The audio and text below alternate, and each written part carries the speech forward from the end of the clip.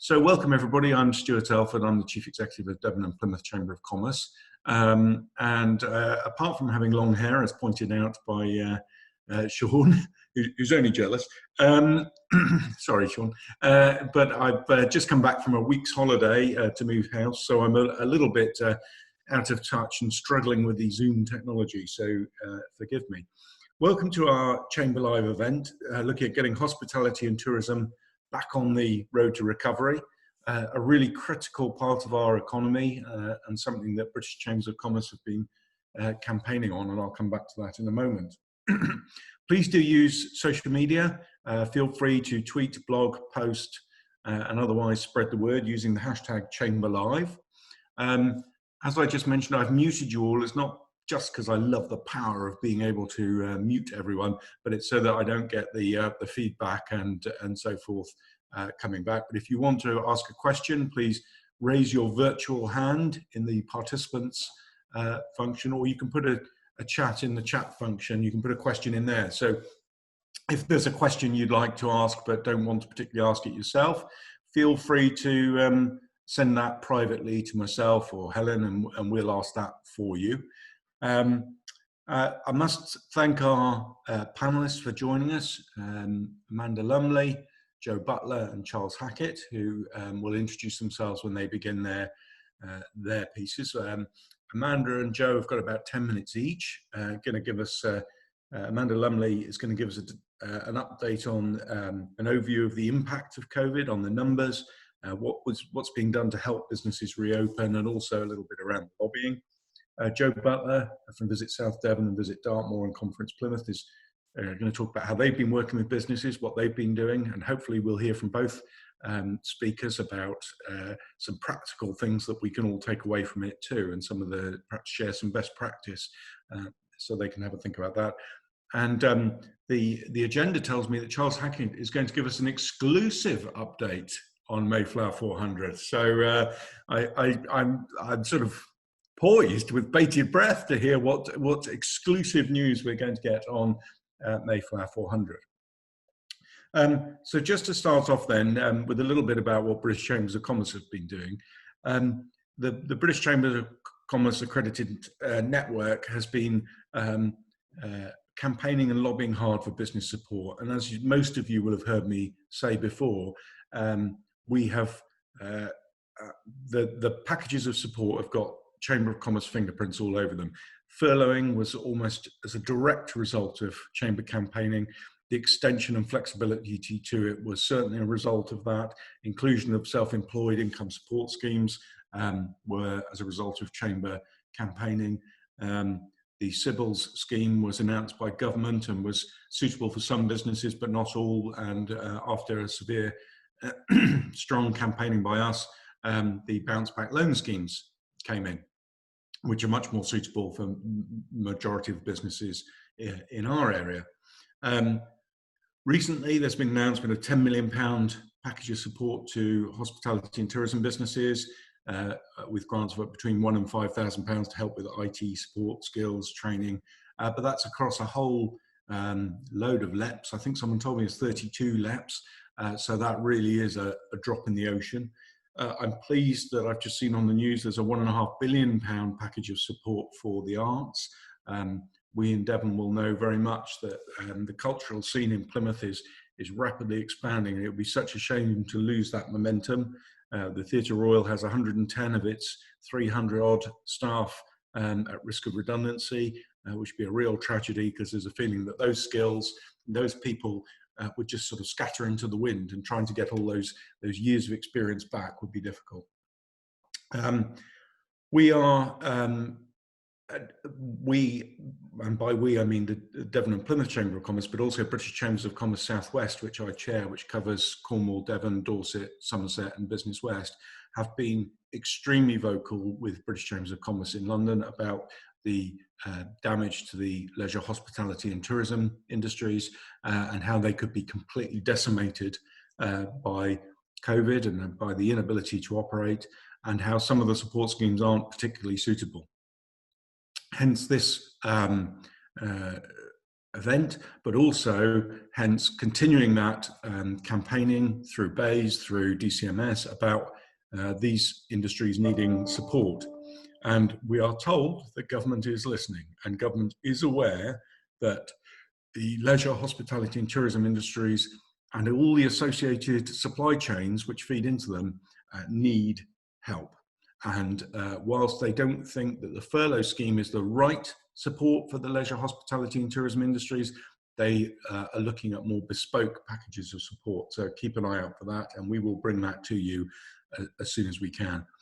We've also, on the final sort of associated subject, been working very closely with government around the quarantine restrictions, about making sure that they are only used where absolutely necessary, that we can open up our trade routes properly and to the countries we need to trade with. So that just gives you a little picture about what British Chambers of Commerce have been doing.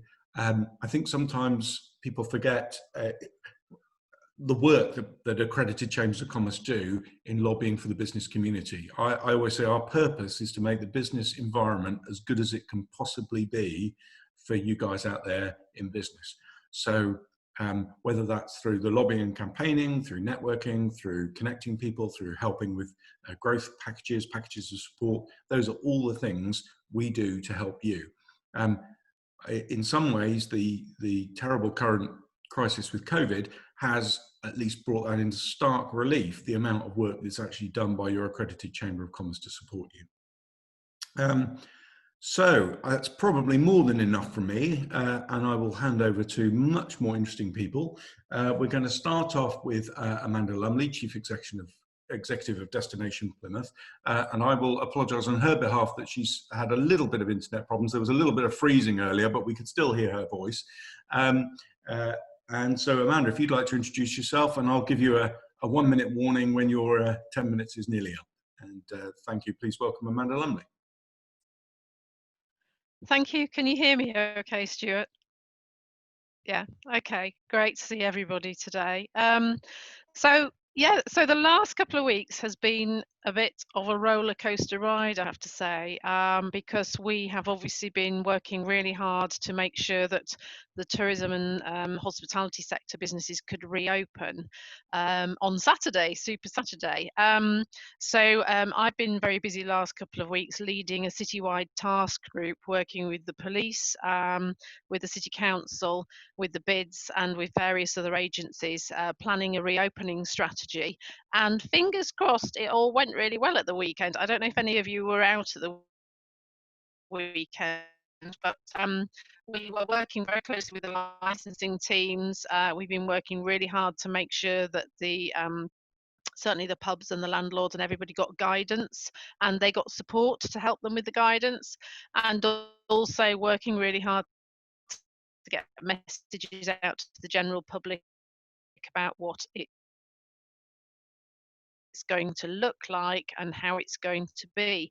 And if any of you did Amanda, go out on Saturday night, you probably would have seen a huge difference in terms of how you actually visited your local pub or your restaurant. So the last couple of weeks has been really, really intense, but on the back of the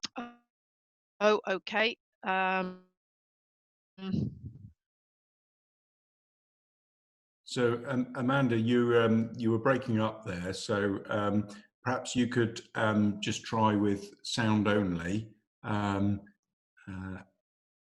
She disappeared completely, I think. Oh, there you are. So Amanda, do you want to just try again with sound only? And if we're still having problems, we'll move on to Joe and come back to you shortly.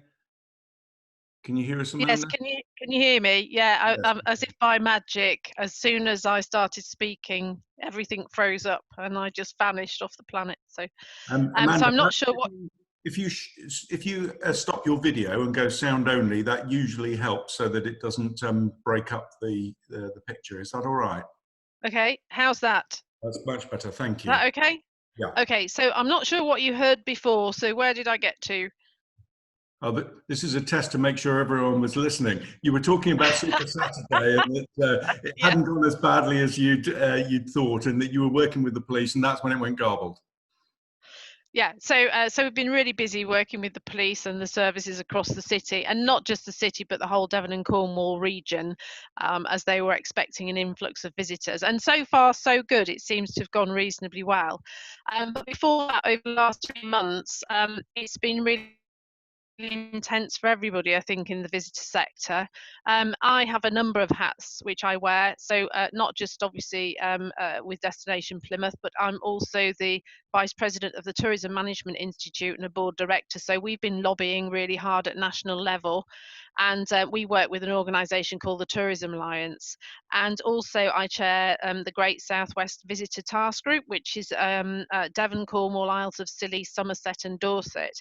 And again, we've been working really, really hard to make sure our voice has been heard in government and that we've been able to feed up some of the challenges that we've had. Just to put that into context, just in Plymouth alone, we get about 5.4 million visitors annually, and we anticipate that we would have lost around about 30% of our annual visitor spend up to the end of June. So our annual visitor spend is usually around about £350 million. The visitor and hospitality sector supports over 8,000 jobs. It's one of the largest sectors in the city, and also that's around about 1,600 small businesses of varying different kinds. So we're very concerned about the sector, and we've been working really hard with as many partners as we can. So that includes the Chamber, but also Plymouth City Council. And certainly in the early days, one of the key things that we did in the early days was we worked really hard with our colleagues in the City Council to get the small business grants out to as many people as we possibly could, and to try and get feedback and information coming back up to us from the ground so that we could see where the main problems were. Going forward, we're currently working on the Resurgam recovery plan across the city, and that's great. We had just developed a 10-year visitor strategy to take us up to 2030, and some of the key projects in the visitor strategy will now, if we can fast track some of them, or really push some of those forward, they will really help to get the visitor economy back on track.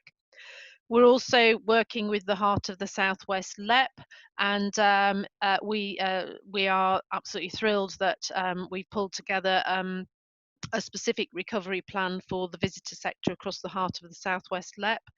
And that's feeding into a larger, longer term strategy for the Great Southwest. And we're currently lobbying for the Great Southwest to become the first recognised tourism zone in the whole of the UK.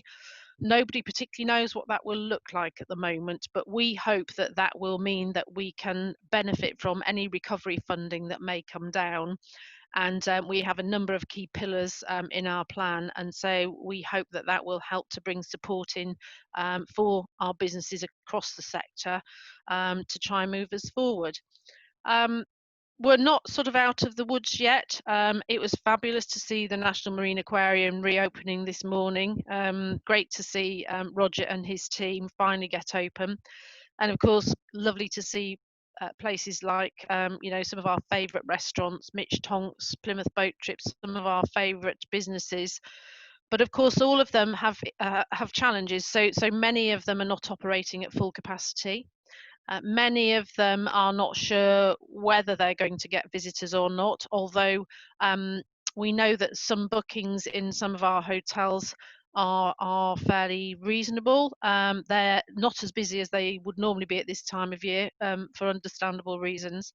But many of our smaller businesses are still not sure whether they're going to even open or not. So we're not out of the woods yet. And I would urge anybody here, really, please go and support your local restaurant. Go and, even if you've been to the NMA before, please go again. Take your friends, take your family, and please support our local businesses, because by the time we get to the end of the summer, by the end of September, some of them may not have made enough income to help them survive over the winter.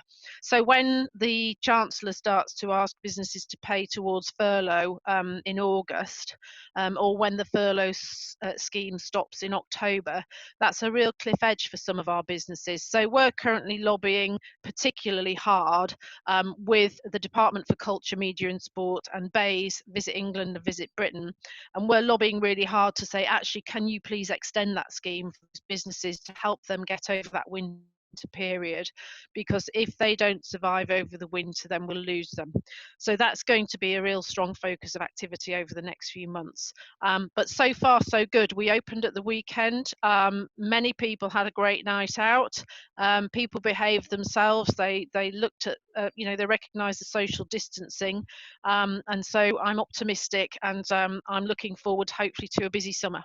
So hopefully hopefully you heard all of that. We didn't hear any of it. No, I'm only joking. You came through loud and clear. Thank you, Stuart. No, you came through absolutely loud and clear. And I would echo that point about the cliff edge that's facing many businesses. The unfurloughing is part one of cost that businesses get. The second part, of course, will be the cost of implementing physical distancing, and the third will be the drop in demand. So that's a triple whammy. But then in 6 to 12 months' time, as businesses will have to start repaying some of the CBILS loans and bounce back loans, that is when we sadly think we'll see many more business failures. And for the hospitality, leisure and tourism industries that will have had, they were talking about whether it would be 3 winters. I think now it's going to be 2.5 winters in quick succession. That will be particularly difficult. So yes, use those local services, those local attractions, the restaurants and all of those visitor centres, because the businesses need them. And if we can't, and we've got reduced number of tourists in the region, then we are going to struggle. There's questions already coming in on the chat, but I think I'll put them all to the panel at the end. So if I could perhaps hand over now to Joe Butler from Visit South Devon, Visit Dartmoor and Conference Plymouth, and ask you for your take and an update on working with businesses and what you've all been doing to support each other. Okay, thank you, Stuart. Well, hi, my name's Joe. I look after Visit South Devon. I'm also a director with Visit Dartmoor, and I work with Amanda with Conference Plymouth through Destination Plymouth as well. In terms of Visit South Devon, it's been a very interesting few months since March in terms of destination marketing and how we promote the south of the county. We work in partnership with Teignbridge District Council, South Hams, East Devon and West Devon. So very much echoing what Amanda said in terms of pushing out the business grant support. We've been doing that throughout the 4 district councils to help them in terms of making sure the businesses are aware of the support out there, so the tourism businesses have that support. Our main remit though through this has been really helping the businesses with consumer messaging. So how do you promote yourself through COVID? So we really took an approach over the last few months looking at virtual visits to the area, focusing on things like buy now, visit later. So exactly what you were saying, Stuart, in terms of supporting local businesses where visitors could actually purchase products, shop local, support these businesses and maybe come and visit them later through like gift voucher experience days. We've also worked a lot with webcams in the area to show so people can see what's going on in the area when they couldn't visit. But the main priority really over the last 6 weeks is about getting the businesses open. In terms of pushing out the guidance for them, working with Visit England with the campaigns that they've got rolling out to get those messages coming down to the businesses. So the We're Good to Go quality industry standard that's just come out now is encouraging businesses to sign up to use that. And the whole Know Before You Go campaign, because obviously now when a visitor comes, things are slightly different. The visitor experience will be different for them. So it's really now working one-to-one with the businesses to find out how are they reopening, how will that be different for the visitor coming through.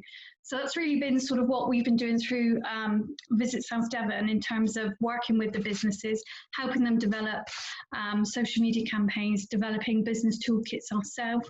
We've worked very closely with Dartmouth Town Council to help them reopen the town, looking at a Respect, Protect, Discover campaign, about how visitors can visit safely and helping the businesses with their messaging as well. So yeah, it's been very, very interesting times and very different across the county, I'd say.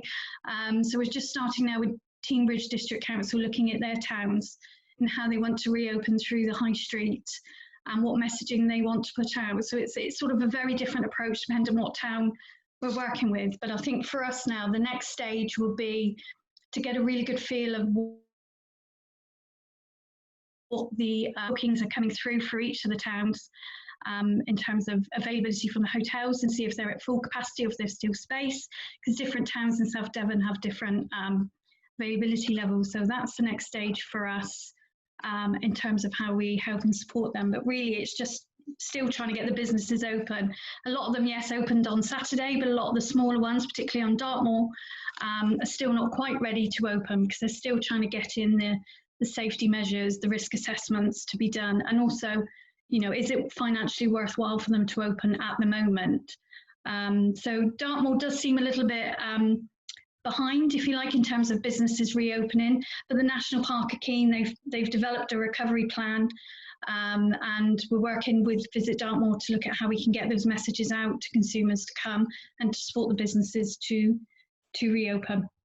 So yeah, it's been a very interesting few months. And in terms of Conference Plymouth, the next stage for us there is, again, with the hotels and venues reopening, we'll need to do quite a bit of work on looking at capacity levels, whereas we've got these wonderful new venues coming online, Plymouth Argyle, the Market Hall, with their capacity sitting at around 400. But obviously going forward, they won't be able to hold events at that size. So the next step for us there is to find out the capacities of what they'll be able to hold, and then we'll be able to look at how we can position Plymouth in terms of conference marketing, but also to find out the sort of priorities that they want to look at, because the nature of their business will have changed now going forward. So it's really about the one-to-one conversations with businesses once they're open to find out how we can support them. Hopefully that was a bit of a quick oversight. Thank you. Yes, it was indeed, and thank you very much for that. Do you get any sense of people's desire to book into hotels in the Southwest? Are they seeing that immediate surge in demand? Yeah, we are. Yeah, absolutely. And I think it's how, I mean, just by our website stats alone, we saw the announcement when Boris said things were opening and give the date, confirm the date of 4th of July.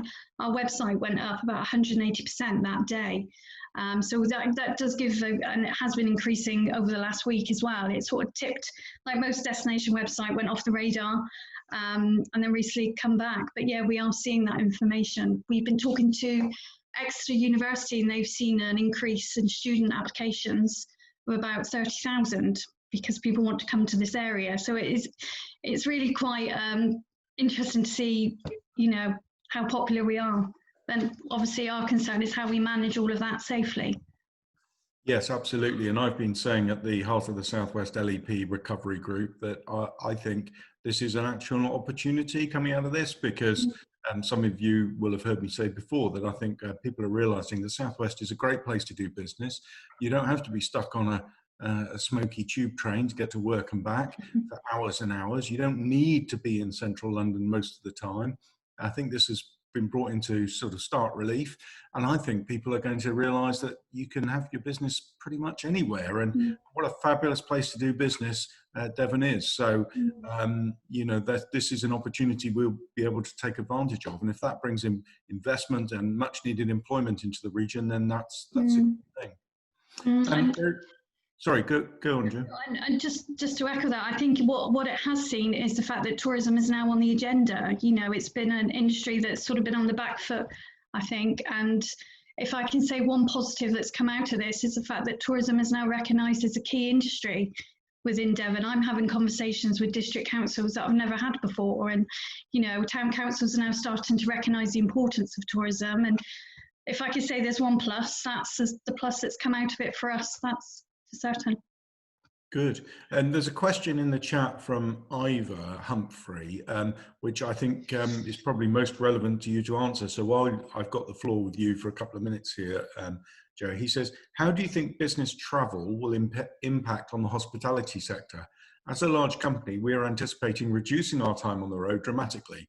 For Plymouth, that represents about 20 to 30 beds per week. Yeah, very good question. I think it's looking at what's, are there new opportunities, new businesses for the venues that sort of like rediscover themselves in terms of new markets, but also looking at are there other opportunities that the hotels can actually tap into, new lines, new products, new tourism products, I think need to probably be developed to help compensate that while there's not the sort of consumer confidence in business travel. Okay, thank you very much. There's a question on here from Nathan Waller to everyone. I'd be keen to see a copy of the Visitor Recovery Strategy Plan document that Amanda mentioned. Amanda, is that a public document that we can circulate? So I think there's two documents. There's a visitor plan, which is our 30-year strategy, which is a public document, which I'd be very happy to share with Nathan. But also the recovery plan is still being worked up. So we've got the headlines, but it's not been completed. So I can't share that just at the moment. But I can certainly share the overarching strategy. Okay, well, if you wouldn't mind sending that to Olivia, and she can make sure that the attendees from this event get sent that afterwards. That's very good. So trying to keep it amazingly on time. We'll come back to more Q&A in a bit, but Charles Hackett, CEO of Mayflower 400, with his exclusive update. I'm afraid you've got some oversell there, Stuart. I can't promise that I'm going to say something now that hasn't been said in recent weeks before. I can certainly promise it'll be different from anything we were talking about. Well, some of the things we were talking back in March, but I can't promise it's stuff you'll want to rush off to the newspapers with. So I've got just a 5-minute update on where Mayflower 400 is and what's sort of happening next. I can see some Mayflower 400 colleagues on the line as well. So if anybody's got any difficult questions about what's going on in Dartmouth, I'm very glad to see Laura Campbell will be there to pick up the finer details on that sort of thing. Obviously, well, back in March, a pandemic wasn't one of the things detailed with a detailed plan on the risk register, and so the steps taken at that point were mostly to put things into a holding pattern, to try and reserve as much resource and capacity and capability to make sure each of the kind of main strands of the program that had been put together was able to be put into something that could be quickly resurrected and not die out.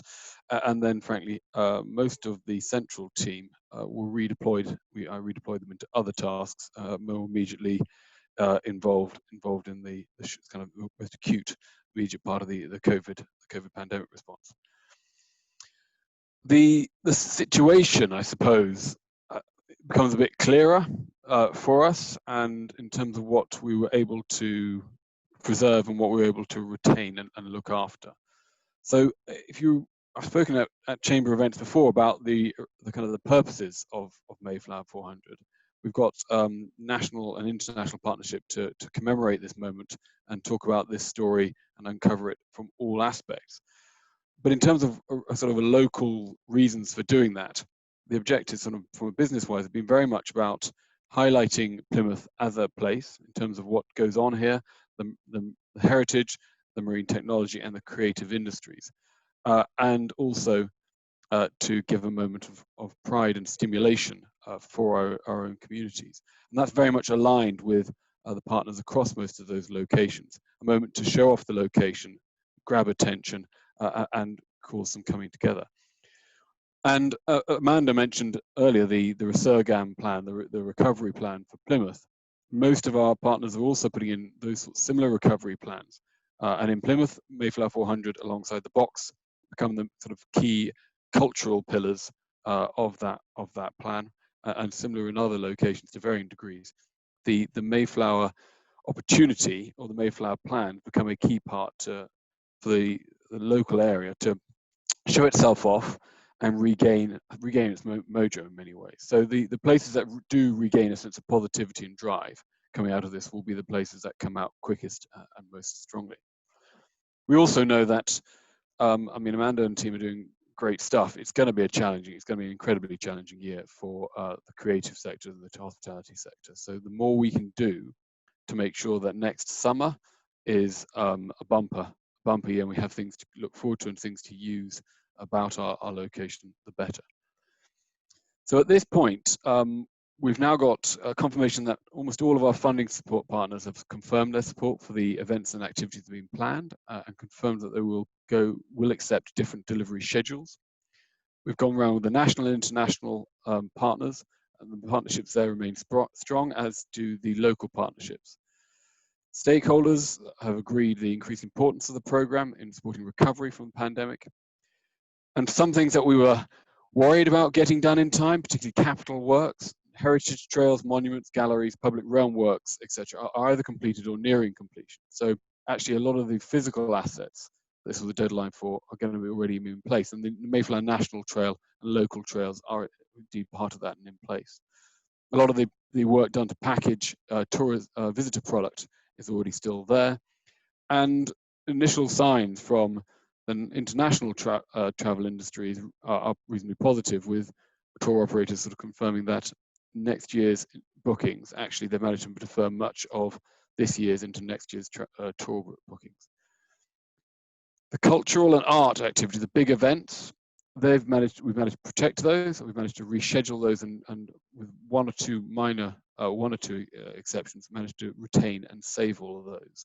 And actually, we can see that the online and audience support has continued to be really strong. So that's given us, I suppose, reasons to be positive. And off the back of that, we have rescheduled the program. We're feeling quite relieved that no one did decide, as it was debated, to call it Mayflower 2020. I think that was one of the early branding things, sort of 7 years ago. I'm very glad it's called Mayflower 400 rather than that, and it's the 400th anniversary.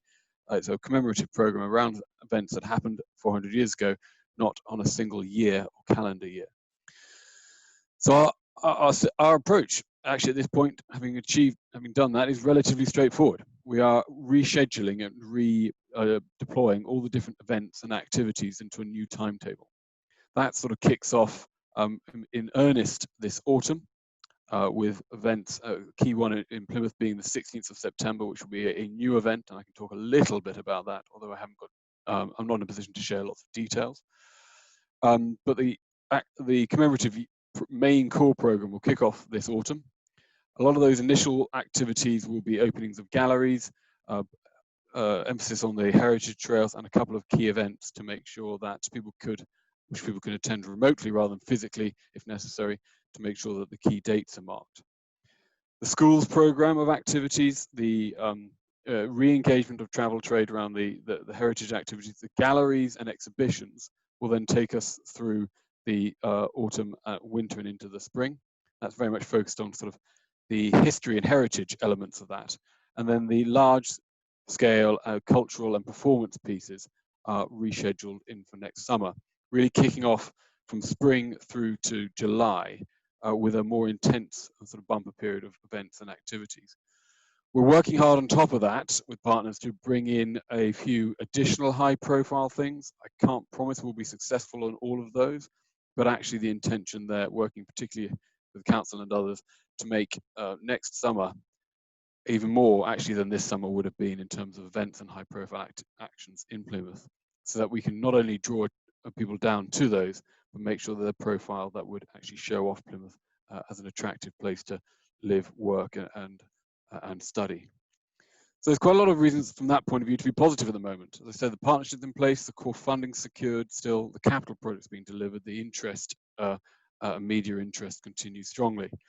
There are some challenges, to say the least. One of the challenges of that is that we would have been wrapping up the team actually in November. It doesn't mean there's more money, and therefore there is a stretch on some of our resources to take us all the way through to an ending in sort of July, at the ending of the international program there. And we need to make sure we don't sort of lose momentum and lose that media and audience attention. We need to re-galvanize that. And to that end, to see, I think Paul Burton on the line, Paul and I and the comms director spending a fair amount of time making sure our comms are up to date and relevant to things that are going on today. because right now we would have had content from performances and events, and we need to fill that gap while we don't have the content from those through until we get to the main things coming through again. So in most ways, it's a really simple update, Stu. If you don't go and look at all the details, if you hadn't memorized all the events of the dates, it'll look pretty much like the same program. The only challenge being we had sort of 3 or 4 years to get the program together, and now we've just got a few months to try and reorganize all those pieces, both in Plymouth and working with our partners in the other locations. So is it true that we think of it as Mayflower 401 and that, Nope. that things start in September rather than finish? You think of it as Mayflower 400. We start from a Plymouth point of view, and one of the highlights at the start will be the 16th of September, the key date that the boat finally left, and the core program will run through to July. It'll have finished then in the US and the Netherlands and here in the UK as a core program. There'll be some things before, some things after, but that's the core program, and that's the timing. Instead of sort of building up to and culminating with an historic date, we'll start with a historic date and then explore that history and the connections and the legacy of that from then onwards. And are we still planning on Mayflower Muster in the Sound? So the things that we were going to be doing in September this year, the Mayflower Week, which had a ceremony on the Wednesday, a Four Nations ceremony, a rehabilitation triathlon, the Mayflower Muster at the weekend, those are rescheduled. It'll be July. I can't tell you exactly when. We did know a date, and then we just have to make sure we can work through the implications of the Euros, putting their dates out. Next summer, one of the challenges is next summer's busy for events all over the world, and actually finding the slot and the moment in between, optimizing that and the Olympics and so forth is important. But actually the content of that therefore is retained. There'll be a week with the rehabilitation triathlon, the Mayflower Muster, and then the Four Nations ceremony into a long weekend.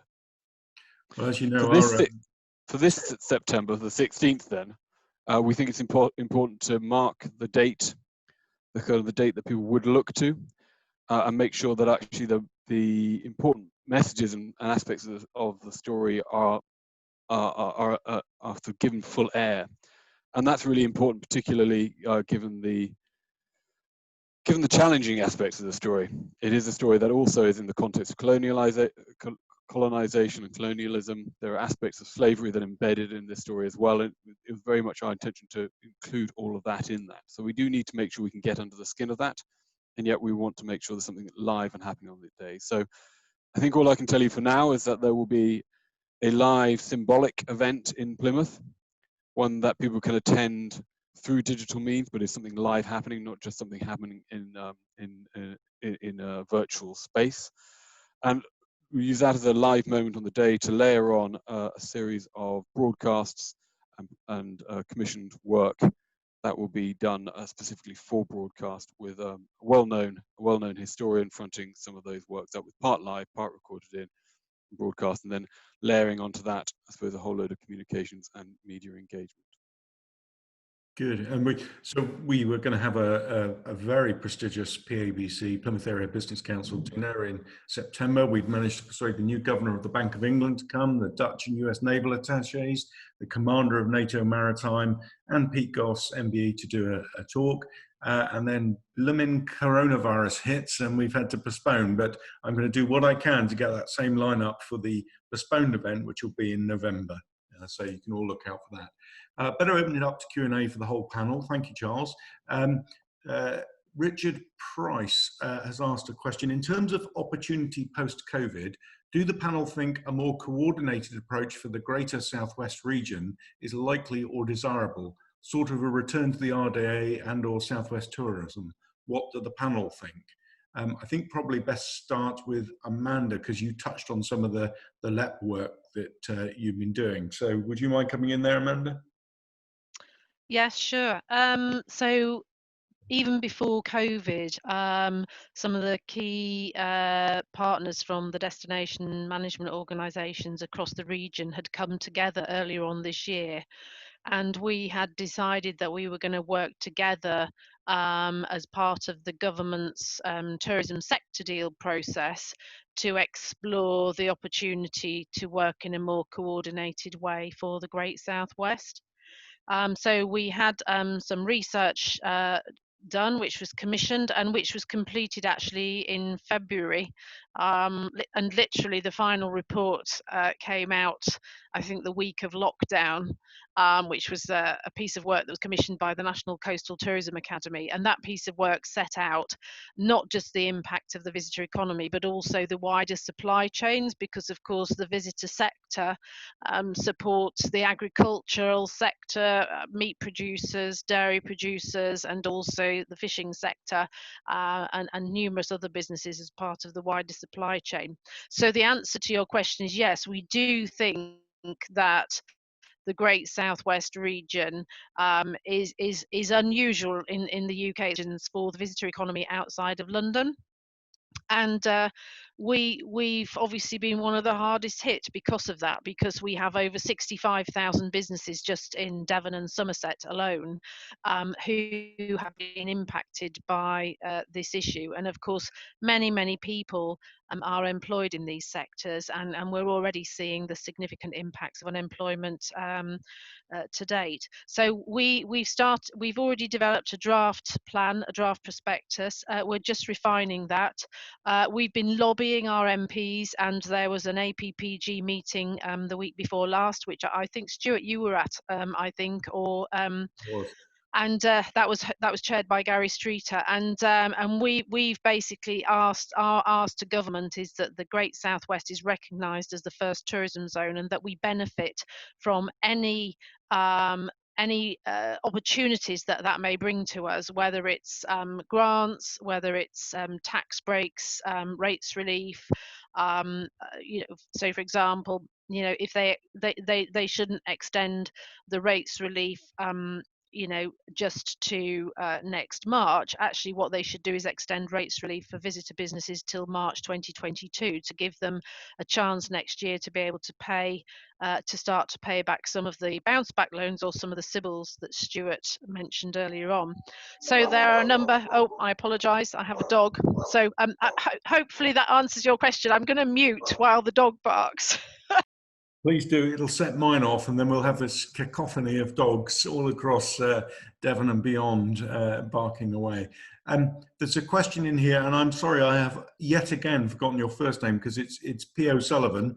But Poe Sullivan asked, how are local hospitality businesses, the smaller ones in particular, managing the requirement to obtain and manage customer details for track and trace purposes as visitor numbers hopefully increase? Joe, I mean, your area covers a lot of the smaller hospitality businesses. Are you able to answer that? Yeah, I mean, obviously with the accommodation sector, they have to take the visitor information to make a booking. I think they've got I think according to the guidelines, got to hold on to it for about 21 days to show they've got the visitor information. But in terms of attractions, they're looking at pre-bookable online slots, which has been quite a thing. And I think that's why there's some businesses that haven't reopened just yet, because they haven't got the technology or the support to do that. But it's really pushing sort of the online ticketing system, pre-book your slots for visits, and that's where the customer information is being taken and held. Great, thank you. And there was a question, sorry, I've lost it. I foolishly scrolled and lost it, but I'll come back to it. Ivor Humphrey asking, are you looking for mitigation, technology or other, for safety of people should a residual COVID risk still be present going beyond September? So any thoughts from the panel about that? Technological or other mitigation for the safety of people should a residual COVID risk still be present going beyond September, which from everything I've heard, it's like it is. Stuart, I can maybe help with that. I mean, I think technology is going to be really important going forward for a number of reasons. Firstly, as Joe said, one of the key things is to find out who's visiting and who's staying, so that you are able to get in touch and to make sure that that communication is happening. And a lot of our smaller businesses, and we realised this when we were doing the small grants, the administration of small grants, working with the council. A lot of our small businesses do really need some help and support with their technology. They need mentoring, they need guidance, they need the ability to be able to bring in new technology where possible to make it as easy and as efficient as they can. So I think technology is going to be increasingly important. Automation, pre-check-in, all of those sorts of things, and hopefully the government will start to integrate that more effectively into the track and trace system, so that we have a more effective view of where the virus is. Thank you, Amanda. I see Paul O'Sullivan, sorry, not Poe Sullivan, but Paul O'Sullivan has put in the comment here about the table ordering solution, which you have free to use, which includes acceptance of customer details for track and trace. There's details there in the chat, should anyone want it. And I see we've got Alex King on the call. Did you manage to reopen at the weekend? Have you got any experience you can share there, Alex? You're on mute, Alex. All right, there you go. Still can't hear you for some reason, Alex. I can see you've unmuted yourself, but we can't hear you. Can anyone else hear him? Is it just me? No. Just try one more time, sir. That's showing you as muted. No, for some reason it's not picking up your microphone, Alex. Perhaps you could put your answer in the chat and I'll read it out. Is that okay? Sorry, I don't know what's going on there, because I can see you've unmuted yourself, but for whatever reason it wasn't working. While you're doing that, I'll ask Sean Gibson. Sean, so obviously the barcode is leisure, hospitality, tourism, but you're also covering city centre. What's your experience? What have you seen in terms of a return to the city centre? Is it returning to any form of normality? If everybody can hear me, thumbs up. Yeah. So as far as the retail businesses are concerned, it's not business as usual, and nearly all the businesses are now opened within Drake Circus, and everybody's adhering to social distancing policy. And it just means that there's a slightly different experience for people to be able to encounter when they come into the shopping centre. Having just to sort of make sure that they maintain social distancing, and a lot of people are actually going in and just buying things rather than browsing. So the social interaction is slightly different in retail at the moment. We're waiting for the hospitality businesses to be able to open. None have opened at the moment. Five Guys have been open all the way through, but Cozy Club are due to open over the next couple of days, as is Nando's. We've got Spudulike due to open very soon as well. So hopefully there will be some sort of return to normality in the next couple of days. Businesses are recording the fact that footfall is down, but sales are up in some businesses, as people are not necessarily coming and doing the browsing, so less people are shopping, but those that do shop are actually going in with the intention of making defined purchases. So I think it's just a changing face of retail and hospitality, businesses and individuals having to get used to this new world in which we now work in and live in. Thank you, Sean, and my apologies for those of you who heard my dog go completely nuts. Somebody knocked on the door and I had to deal with that.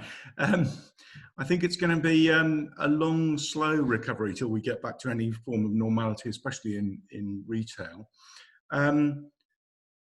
So I've got a question from Tony Cobley. Would you like to come in there, Tony, and ask your question?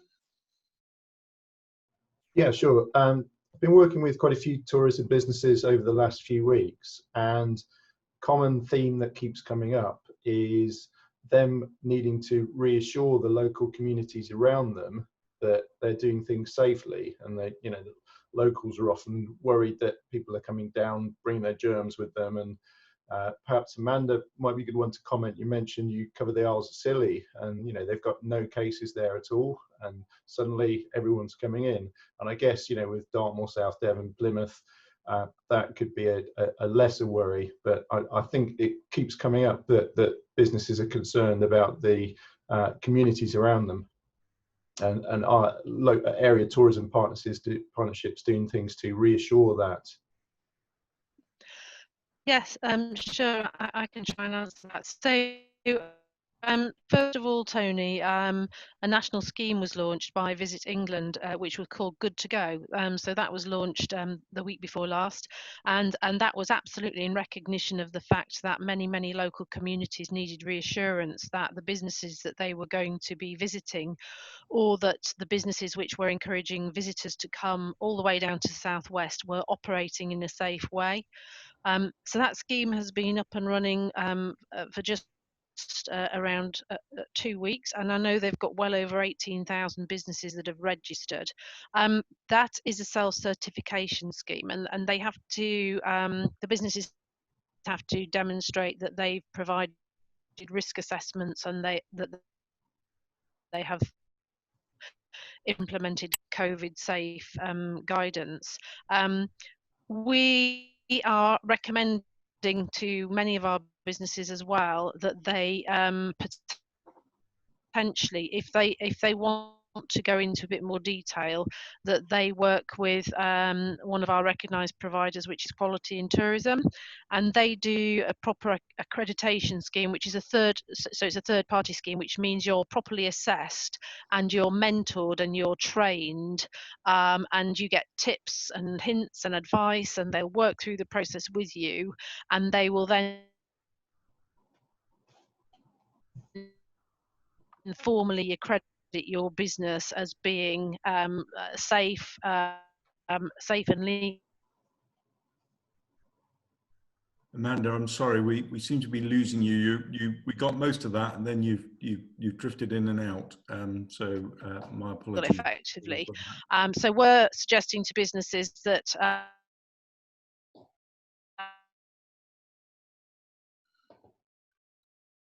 Sorry, Amanda, I think we've lost you again. Is anybody getting that?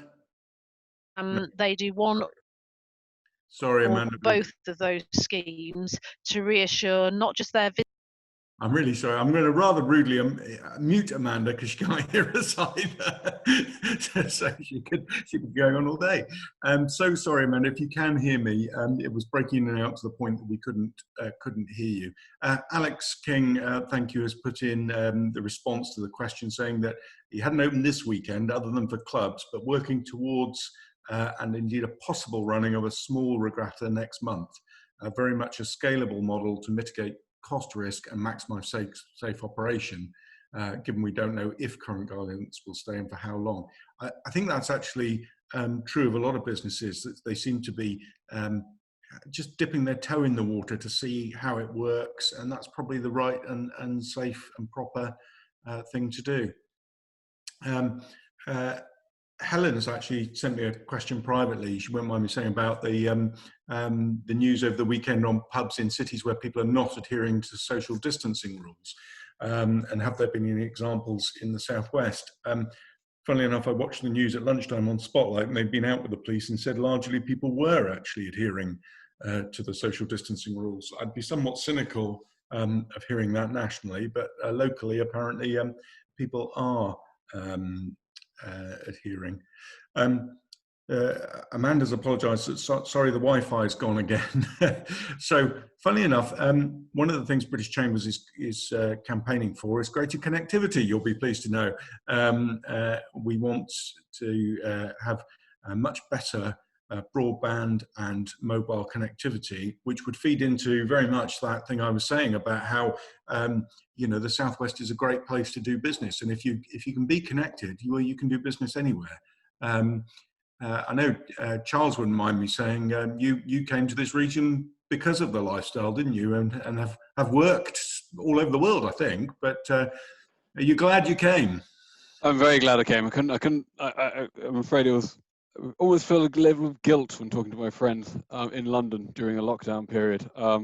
I can't imagine, frankly, living anywhere else now. No, it's a wonderful place to live, and it's a wonderful place to do business. Well, it will be as soon as we manage to get Wi-Fi over to Amanda up in Tavistock, because that's the only blight actually on the lockdown experience for me at the moment. Yeah, absolutely. And I think it'll change the way we all do business. And I think, all of us have realised, do we need the big fancy offices? Do we need as many face-to-face meetings as we've had? Do we need to travel as much? But I think what I hope is that we'll take the good bits out of coronavirus, if you'll pardon that expression, not coronavirus, but the experience and the ways it's made us work. So we'll take the good bits about saving on travel where it's not necessary, but we'll appreciate all the more when we can actually meet face to face. I've already had a private chat with someone in the chat saying it'd be nice when we can catch up again, and it just seems a long time. So we only have a couple of minutes left. Do we have any final burning questions or comments for our panelists? So Helen's just reminded in the chat there that BT Director of Region Paul Coles was on last week's Chamber Live while I was away, explaining the connectivity plans for the region, and that video is available on our website. So if you want to catch up around the connectivity side of things, which we're campaigning for, then you can catch up with it there. And British Chambers of Commerce Southwest that I chair is pushing very hard, the all-party parliamentary group, to actually stand up and get the Great Southwest noted and recognised and get the investment it needs, because I fear, and I will say this because I've said it to them, although the Chamber is apolitical, because we will work with whatever party is in power.